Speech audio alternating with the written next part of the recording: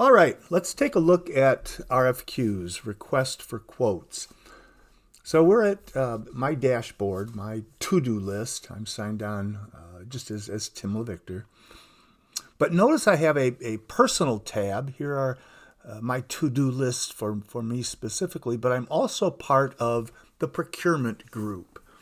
And it's telling me that I've got 2 tasks, or the procurement group has 2 tasks. So let's click on that tab.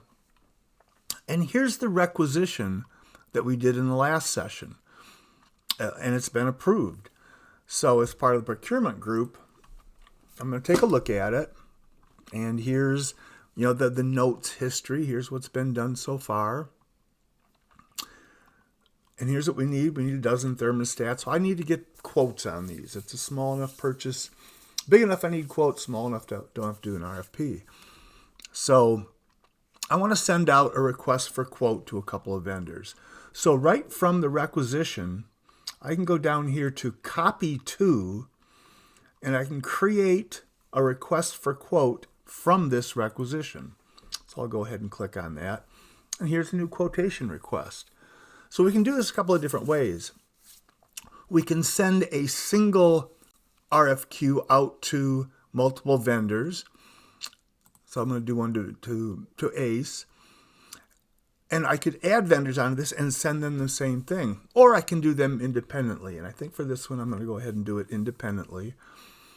Here's the expected date that I need the quote. And who to respond to. Who do you send this quote, this estimate back to? Well, go ahead and send it to me. Now, these are comments, since this is an RFQ, these comments are for the vendor. So that's one of the reasons to do these separately, so I can have separate comments. Maybe the guy at ACE. Please include shipping this time in the quote. Here's our, need the quote for 12 thermostats. Now, that's all I really need here, so I can save it and send it right from here. So I can tell it to go ahead and send it now via email, and it will do as it says, send it right out via email. Or maybe, for some reason you've already sent an email to this guy, or you've called him and got the quote, by phone or fax. And we're going to say that we've already done this rather than fire up an email. So we'll say that we've already sent it by email.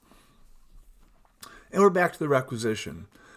We want to do another RFQ because we need to get more than one estimate. So we did one for ACE. Let's go ahead and do one for Home Depot. Again, same kind of thing. Let's respond to Tim. I can put comments on here or not. So again, save and send, and we're going to tell it that we already did this. So already sent it. And go ahead and save it.